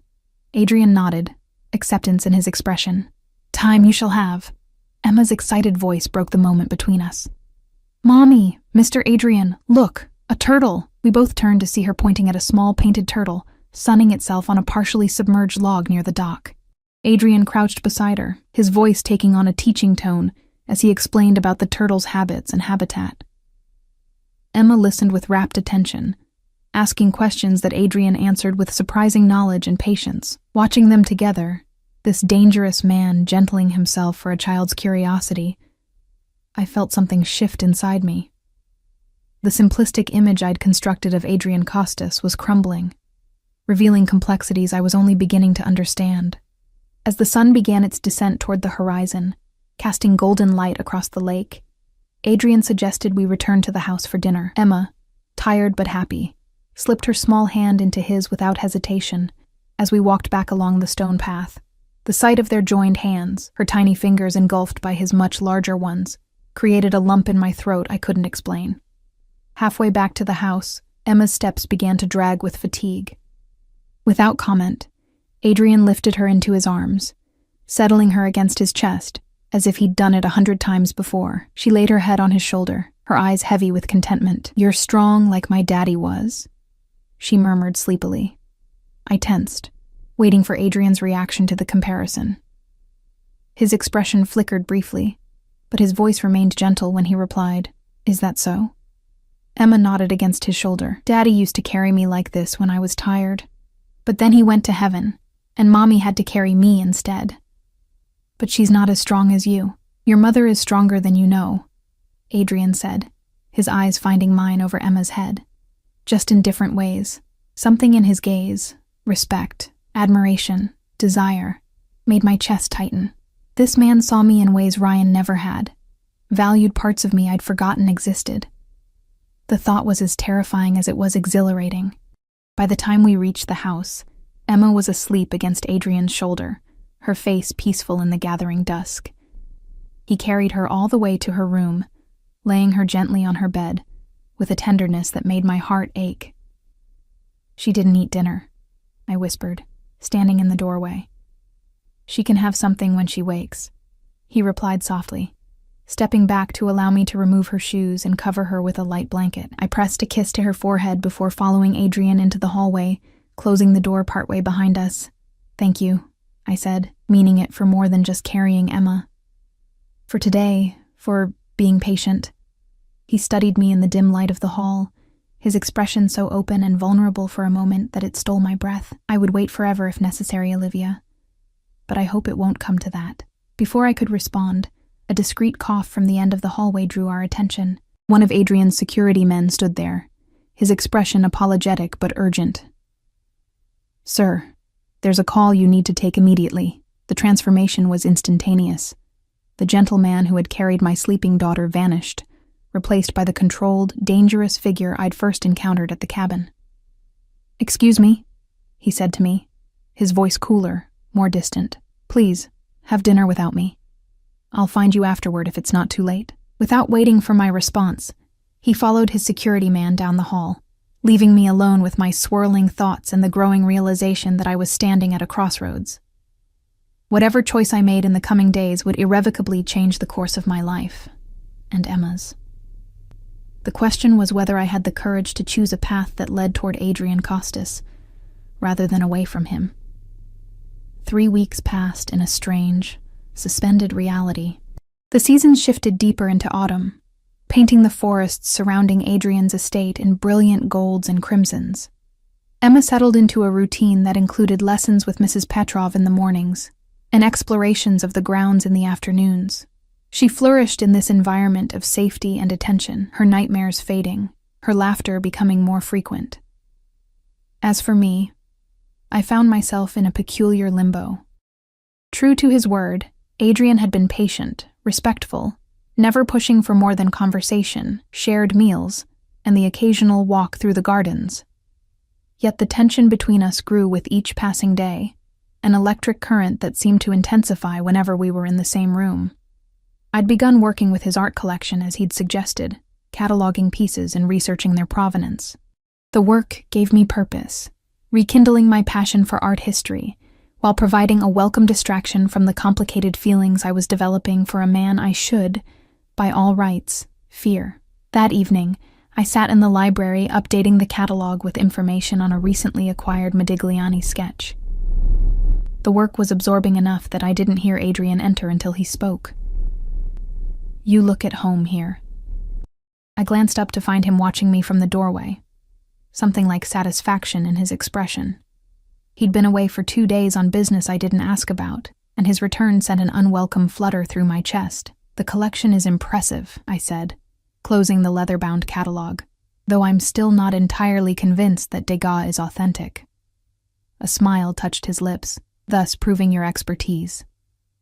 "It's not. A very good forgery that I keep to remind myself to be thorough in my acquisitions," I laughed despite myself. "A rather expensive lesson. Some lessons are worth the price." He moved into the room, settling into the chair opposite mine. "How is Emma?" The question was part of our routine now. His genuine interest in my daughter's well-being never waned. "She's fine. Mrs. Petrov took her riding today. According to Emma, Duchess is now her horse, and she wants to know if she can have riding lessons." Adrian nodded as if this were perfectly reasonable. "I'll arrange for an instructor. There's a woman in town who specializes in teaching young children." "Adrian," I began, uncomfortable with his easy generosity. "You don't need to." "I want to," he interrupted gently. "It makes her happy. It costs me nothing but money, which I have in abundance." I fell silent, still struggling with the dynamic between us. Every time I asserted boundaries, he respected them. Every time I expressed concerns, he addressed them. He was unfailingly generous without being overbearing, attentive without being possessive. It made it increasingly difficult to hold on to my wariness. "There's been a development," he said after a moment, his tone shifting to something more serious. "With the Volkovs." My head snapped up, tension immediately coursing through me. "What kind of development?" Adrian's expression remained calm, but I'd learned to read the subtle signs of strain around his eyes. "They've made overtures suggesting a willingness to negotiate." "Negotiate what?" "I don't have what they want. They've begun to accept that possibility." He leaned forward slightly, his elbows resting on his knees, "which means they're looking for alternative resolutions." Hope flared briefly. "So it could be over? We could be free to leave?" Something flickered in his eyes, hurt, quickly masked. "Is that still what you want? To leave?" The question hung in the air between us, weighted with implications. 3 weeks ago, the answer would have been an unequivocal yes. Now, I wasn't so certain. Emma was happier than I'd seen her in years. I was rediscovering parts of myself I'd thought lost forever. And, Adrian, I don't know. I admitted honestly. I just want options, for Emma's sake. He nodded slowly. I understand. And yes, if negotiations are successful, the immediate danger would be removed. You would have choices. The prospect of choices, real choices, not forced ones, should have brought only relief. Instead, it stirred a complicated mix of emotions I wasn't ready to examine too closely. What happens next? I asked, redirecting the conversation to practical matters. A meeting. Neutral ground. Terms to be discussed. Adrian's clipped sentences betrayed his distaste for the situation. I don't trust them, but I believe they're sincere in wanting to resolve this situation. It's become costly for them, drawing unwanted attention. I studied his face, noting the tension in his jaw, the carefully controlled anger in his eyes. You don't have to do this for us, I said softly. You've already done more than anyone could have expected. Adrian's gaze met mine, intense and unwavering. Everything I've done has been my choice, Olivia. A choice I would make again without hesitation. The conviction in his voice stirred something deep inside me. Over the past weeks, I'd watched him closely, looking for cracks in the facade, for signs of the dangerous criminal I'd been taught to fear. I'd seen glimpses of that man, intense phone calls, in hushed conversations with his security team, in the constant vigilance that never fully left his eyes, but I'd seen so much more as well. The man who patiently answered Emma's endless questions, who remembered how I took my coffee, who left art books on my nightstand that he thought might interest me, who looked at me when he thought I wouldn't notice, with a longing so profound it took my breath away. When is this meeting? I asked, breaking the charged silence between us. Tomorrow night. He straightened, his expression closing off slightly. I'll be leaving in the morning. The estate will be fully secured in my absence. You and Emma will be safe here. I want to go with you, I said, the words tumbling out before I'd fully formed the thought. Adrian's eyebrows rose in genuine surprise. Out of the question. It could be dangerous. These people are hunting me because of something Ryan did, I argued, a strange determination taking hold. I should be there. Maybe if they see me, talk to me directly, they'll believe I don't have what they want. Or they'll use the opportunity to take you, Adrian countered, his voice hardening. I won't risk it. It's not your risk to take, I shot back, surprising myself with my vehemence. It's mine. My life. My choice. Something dangerous flashed in his eyes, a reminder of exactly who I was arguing with. But instead of the anger I expected, his expression shifted to something like respect. Your courage is admirable, he said softly, but misplaced in this instance. These aren't men you can reason with, Olivia. They understand only power and leverage. Then I'm leverage, I insisted. Use me. Adrian was on his feet in an instant, moving with a fluid grace that belied his size. Never say that, he said, his voice dropping to a near growl. You are not a tool to be used. Not by me, not by anyone. The intensity of his reaction startled me. I stood as well, unwilling to have this conversation at a physical disadvantage. That's not what I meant. I meant that my presence could strengthen your position.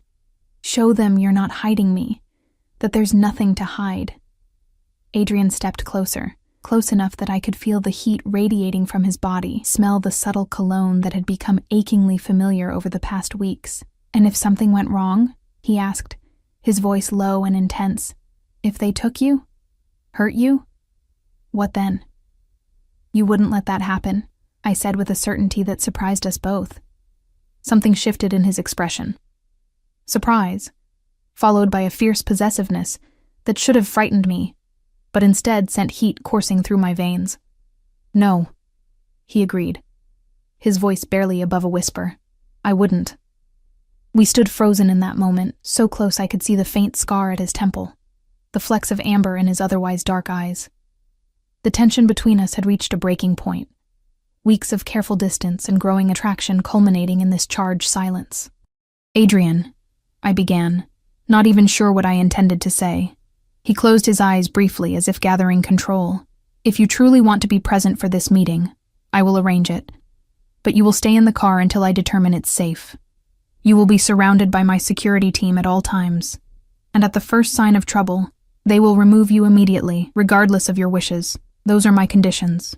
The concession was unexpected. I'd grown accustomed to his protectiveness, his tendency to make decisions he believed were in my best interest. This acknowledgement of my agency, however conditional, felt significant. "Thank you," I said simply.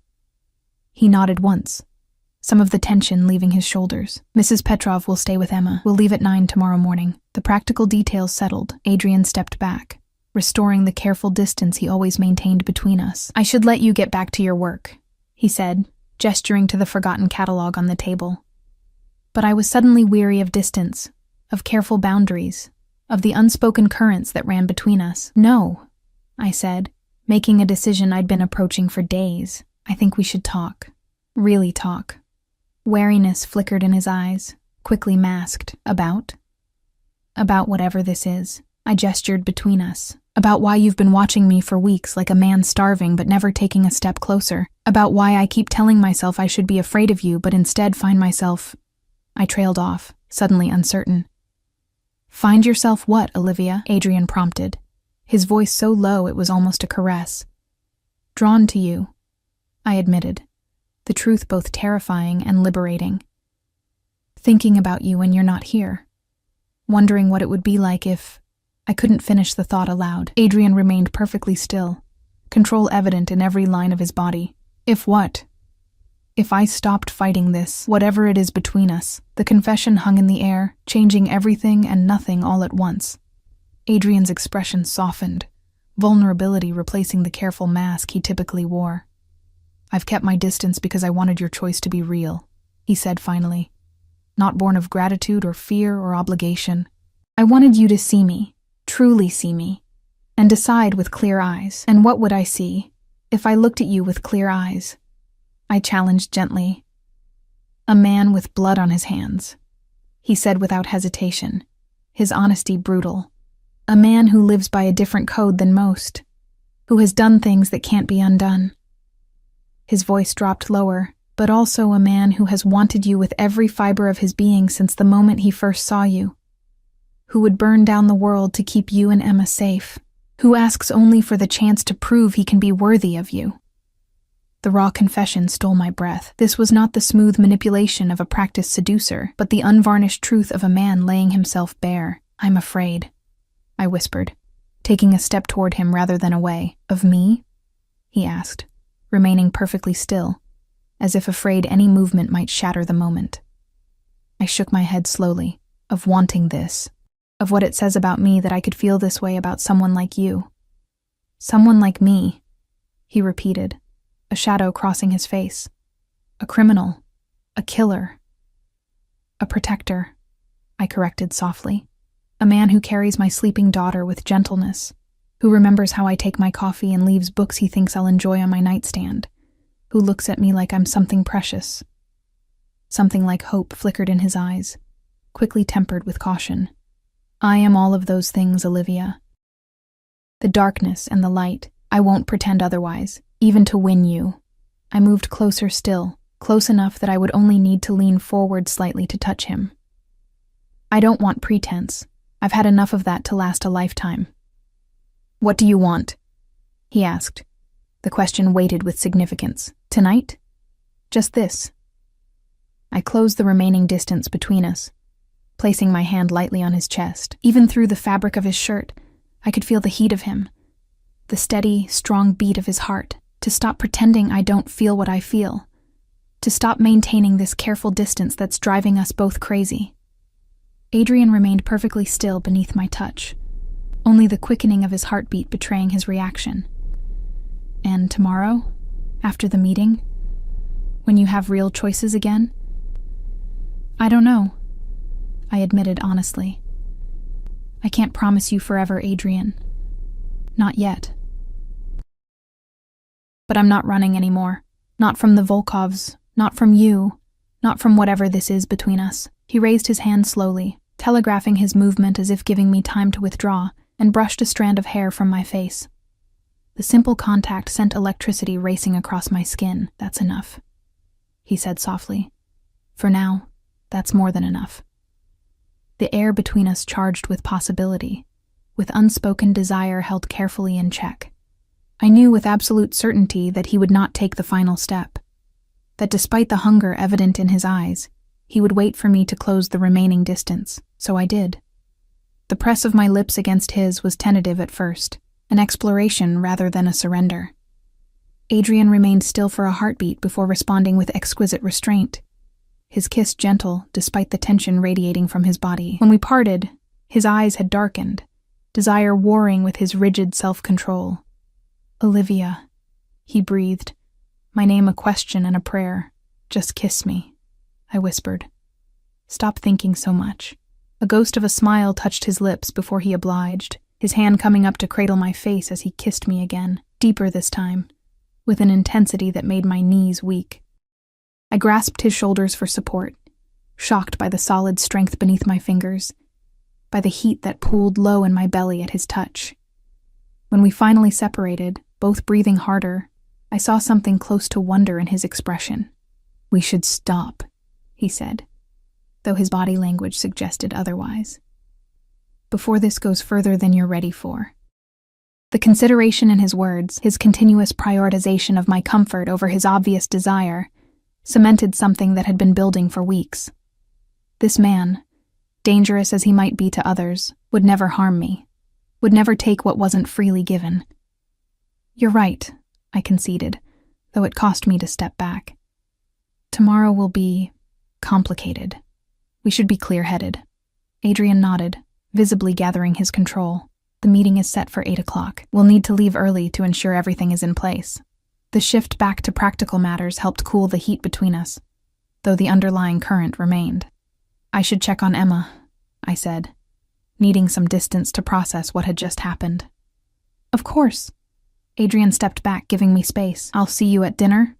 I nodded, already moving toward the door. At the threshold, I paused, looking back at him.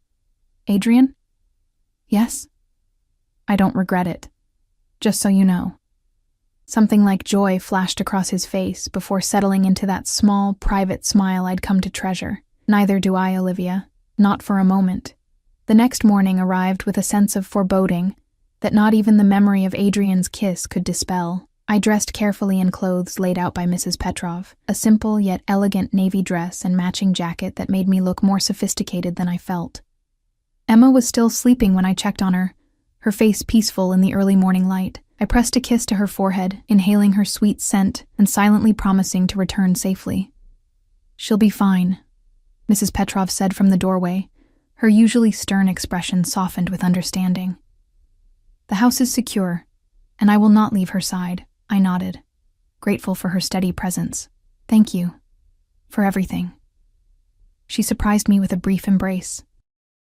"Be careful today," she murmured before releasing me.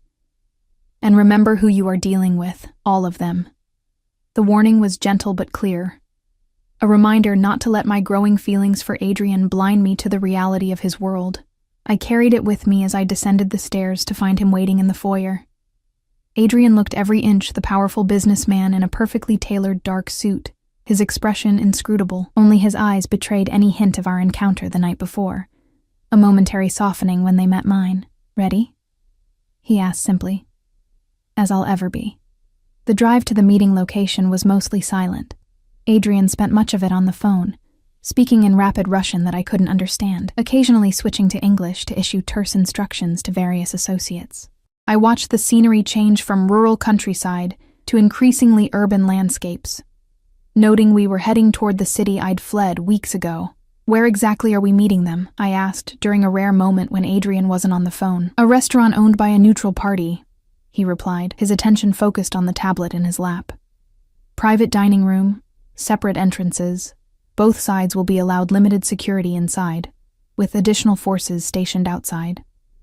The clinical precision with which he described what sounded like a diplomatic summit rather than a criminal negotiation was oddly reassuring. This wasn't a back-alley confrontation, but something approaching legitimate business. "And the terms?" I ventured.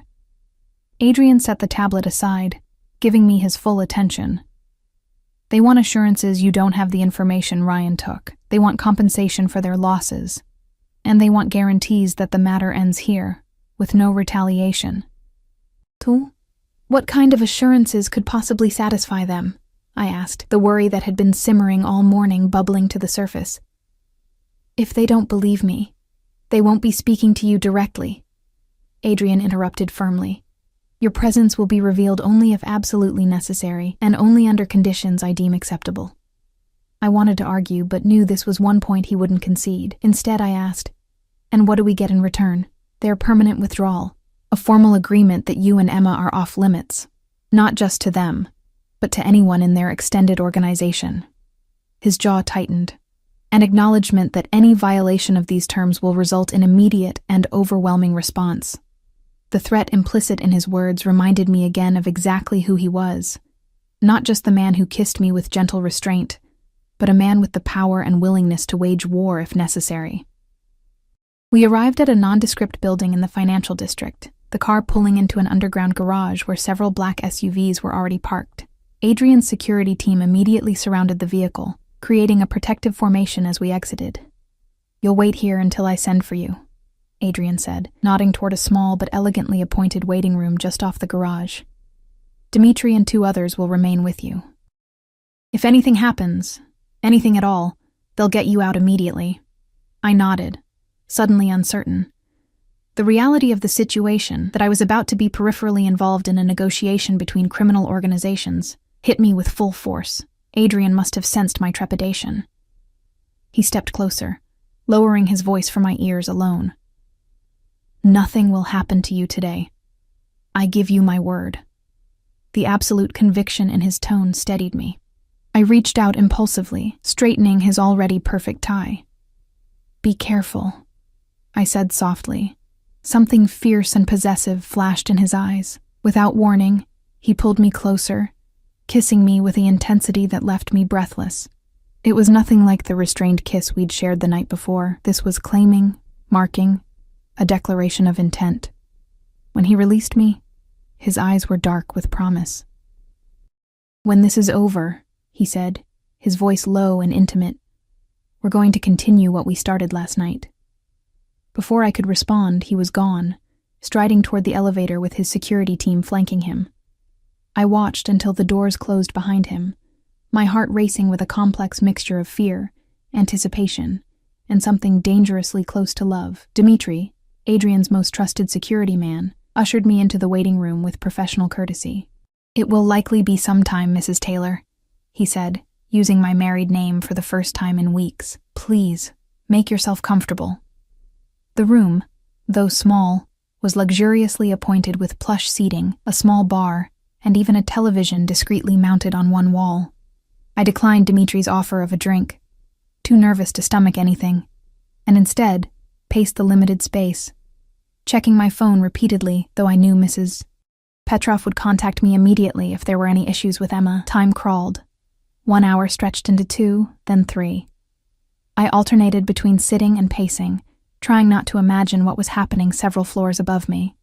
Dimitri remained a stoic presence by the door, his attention occasionally drawn to the earpiece he wore, but his expression revealed nothing. Finally, after what felt like an eternity, the door opened.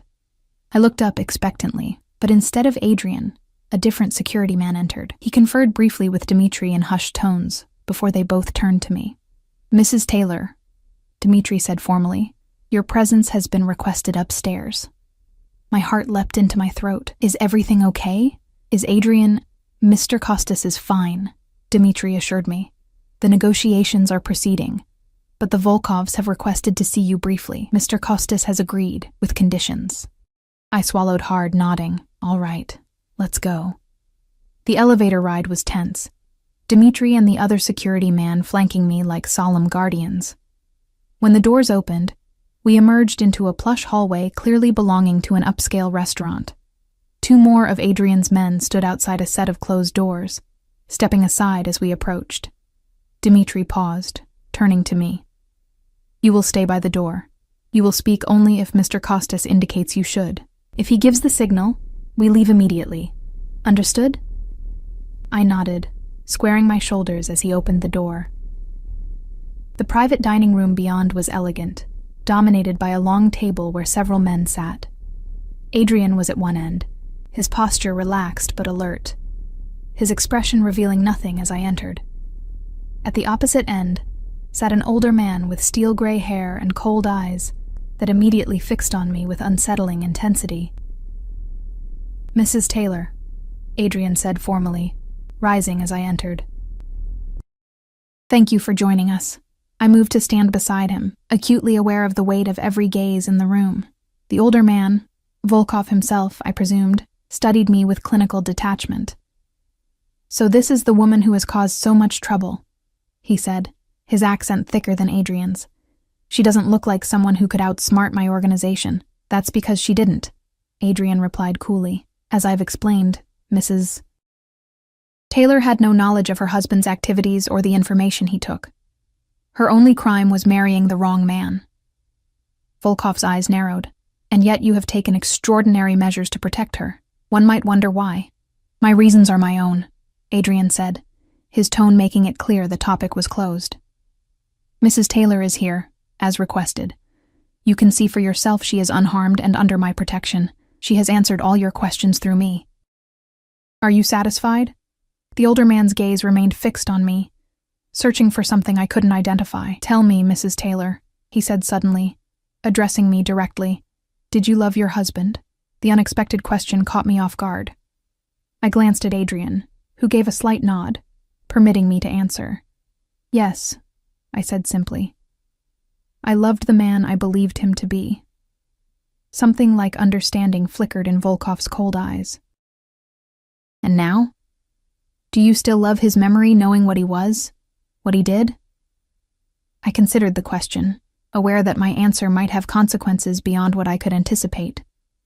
"I love the father of my child," I said carefully, "but I've come to understand that the man I married kept many secrets from me. I don't condone what he did to you or anyone else." Volkov studied me a moment longer before turning back to Adrian. "I believe her. She knows nothing." He gestured dismissively. "You may take her out now. We will conclude our business." Adrian's hand settled lightly on the small of my back, a subtle signal. I turned to go, escorted by Dmitri, but Volkov's voice stopped me at the door. "Mrs. Taylor." I turned, meeting his cold gaze directly. "Choose more wisely this time," he said, his eyes flicking meaningfully to Adrian. "Some men's secrets are worth keeping." Without waiting for a response, he turned back to Adrian, dismissing me entirely. Dmitri ushered me from the room, the heavy door closing behind us with finality. Back in the waiting room, time crawled again. I sat on the edge of my seat, unable to relax, wondering what was happening in that room, what decisions were being made that would affect Emma's future and mine. When the door finally opened again, nearly an hour later, Adrian entered alone. His expression was unreadable as he crossed to where I sat, tension radiating from his powerful frame. "Is it done?" I asked, rising to meet him. He nodded once, sharp and definitive. "It's done. You and Emma are officially off limits to the Volkovs and all their associates. Any violation will be considered an act of war against me personally." Relief made my knees weak. "So we're safe? Truly safe?" "Yes." Adrian's expression softened slightly. "You have choices now, Olivia, real choices. The implications hung between us." With the threat removed, my reason for staying with Adrian, for accepting his protection, was gone. I was free to take Emma and go, to rebuild our lives away from him and the dangerous world he inhabited. The thought sent an unexpected pang through my chest. "What happens now?" I asked quietly. Adrian studied me, his dark eyes revealing nothing of his thoughts. "That depends entirely on you." In that moment, standing in a luxury waiting room beneath a restaurant where criminal enterprises had just negotiated peace, I realized with perfect clarity what I wanted. The past weeks had changed me, had shown me not just who Adrian Costas was, but who I could be with him, strong, valued, seen. "Take me home," I said simply. Something like hope flickered in Adrian's eyes, quickly tempered with caution. "Home!" I stepped closer, close enough to see the faint scar at his temple, the tiny lines at the corners of his eyes, the pulse beating steadily at his throat. "To Emma. To the estate. To wherever you are." I took a deep breath, gathering courage. I choose you, Adrian, not because I need your protection now, but because I want to see where this leads. Because when you look at me, I feel truly seen for the first time in years." The control he maintained so rigidly cracked, raw emotion flooding his expression. "Olivia," he breathed, my name a prayer on his lips. "Are you certain?" "I need you to be certain. I'm certain that I want to try," I said honestly. "I can't promise forever yet, but I can promise today and tomorrow and the day after that. I can promise to be honest about what I feel, what I want. I can promise not to run from this, from us." Adrian reached out slowly, giving me time to withdraw, and cradled my face in his hands. "For a man who has everything," he said softly, "you are the only thing I have ever truly wanted." The simple declaration undid me. I leaned into his touch, closing the distance between us to press my lips to his. Unlike our previous kisses, this one held no reservation, no careful restraint. It was a beginning, a promise, a declaration. When we finally parted, Adrian rested his forehead against mine, his voice rough with emotion. "Let's go home. To Emma. To our future. Whatever it may hold." Hand in hand, we walked toward the elevator, toward the waiting car, toward a life I never could have imagined when I fled to that abandoned cabin just weeks ago. A life with a man who had been a stranger, then a protector, and now something much more complex and precious. I didn't know what tomorrow would bring. I didn't know if the peace Adrian had negotiated would last forever, or if other threats might emerge from his complicated world. I didn't know if the growing feelings in my heart would ultimately blossom into the kind of love that lasts a lifetime. But for the first time since Ryan's death, perhaps for the first time in my adult life, I was choosing my own path, eyes wide open, heart unguarded. And as Adrian's hand tightened around mine, his dark eyes filled with a tenderness reserved only for me, I knew with absolute certainty that I was finally exactly where I was meant to be. Not hiding, not running, but found, at last, by a man who had been searching for me all along.